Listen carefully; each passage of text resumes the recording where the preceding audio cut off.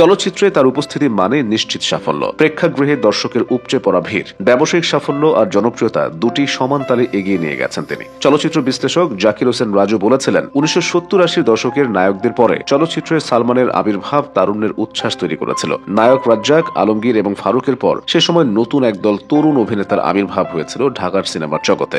90-এর দশকের প্রথম দিকে বাংলাদেশি চলচ্চিত্রে যত নায়কের আবির্ভাব ঘটেছিল তাদের মধ্যে সালমান শাহ সবচেয়ে প্রতিশ্রুতিশীল ছিলেন। অভিনয়ের স্বতন্ত্র ধারা আর ফ্যাশন সচেতনতা তাকে নিয়ে যায় ভিন্ন এক উচ্চতায়। হয়ে উঠেছিলেন নিজেই নিজের প্রতিদ্বন্দ্বী। অনেকে আবার সালমান শাহের মধ্যে বলিউড নায়কদের ছায়াও খুঁজে পেয়েছিলেন। নিজস্ব একটা স্টাইল তিনি তৈরি করেছিলেন। সেই স্বতন্ত্র স্টাইল ও ফ্যাশন সচেতনতা যুগের চেয়ে ছিলেন অনেক এগিয়ে। কখনো ঝুঁটি বাঁধা লম্বা চুল রাখতেন, মাথায় পরতেন হ্যাট, চোখে রোদ চশমা, বুক খোলা শার্ট। রুচিশীলতায় সময়ের চেয়ে অনেক এগিয়ে ছিলেন তিনি। স্টাইলে অনায়াসে পাল্লা দিতে পারতেন বলিউডের যে কোনো নায়কের সঙ্গে। মাত্র 25 বছরের জীবন ও 4 বছরের সিনেমা ক্যারিয়ারে সালমান শাহ বাংলা সিনেমার অভিনয় জগতে নিজের এমন একটি স্থান করে নিয়েছিলেন যে তার অভাব এখনো অনুভব করেন দর্শক, পরিচালক, প্রযোজক, সবাই তাকে খুঁজে বেড়ান মৃত্যুর 27 বছর পরও। তার কাছাকাছি যারা যেতে পেরেছিলেন তারা জানেন সালমান নায়ক হিসেবে ছিলেন রূপালী পর্দার বাইরেও। অনেক বড় স্টার হয়েও ছিলেন মাটির কাছাকাছি থাকা একজন মানুষ।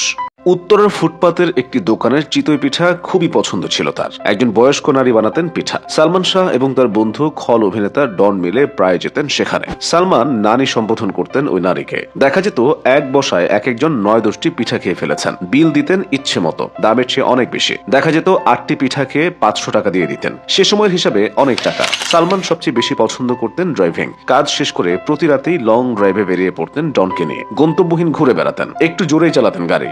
বেশিরভাগ রাতে চলে যেতেন গুলশানের একটি রেস্তোরাঁ। একেবারে সাধারণ সে রেস্তোরাঁর মিল্ক শেক খুব পছন্দ ছিল তার। এমনও হয়েছে শুধু সালমানের জন্য রাতে দোকান খোলা রেখেছেন দোকানদার। একটু পাগলাটে স্বভাবের এক রক্ষা ছেলে ছিলেন সালমান। খুব বেশি মিশুক ছিলেন। বড় ছোট সবাইকে সহজে খুব আপন করে নিতেন। আদর কাতর ছিলেন। চাইতেন সবাই আদর করুক তাকে। খুব আবদার করতেন। এফডিসির খুব সাধারণ কর্মীদেরও সম্মান করতেন। এফডিসির গেটের পাশে সিকিউরিটিদের একজন তাকে বলেছিল তাদের দেখার জন্য টেলিভিশন নেই। পরদিনই সেখানে টেলিভিশন চলে এলো। এককভাবে সালমান শাহের সঙ্গে সর্বোচ্চ 14টি ছবিতে অভিনয় করেছেন চিত্রনায়িকা শাবনূর। তিনি স্মৃতিচারণ করে বলেন, একদিন আমার মা শুটিং এ সেটে গেছেন। সেখানে বসার কিছু ছিল না। হঠাৎ ও পকেট থেকে টাকা বের করে প্রোডাকশনের একজনকে বলল দ্রুত একটা মোড়া কিনে নিয়ে আসার জন্য। মুরব্বীদের কিভাবে শ্রদ্ধা, ছোটদের কিভাবে আদর করতে হয় সেটা সালমান খুব ভালো করে জানতো। প্রোডাকশনের ছেলেদের সুখে দুঃখে সবসময় পাশে থাকতেন সালমান। চলচ্চিত্রে কেউ বিপদে পড়েছে অথচ সালমানের কাছে গিয়ে সহযোগিতা পায়নি এমন নজির নেই। সালমান শাহ খুব অল্প সময়ে জনপ্রিয় হয়ে উঠেছিলেন। পর্দায় তার পোশাক পরিচ্ছদ, সংলাপ বলার ধরন, অভিনয় সবকিছু মিলিয়ে দর্শকের মনে স্থান করে নিতে সময় লাগেনি।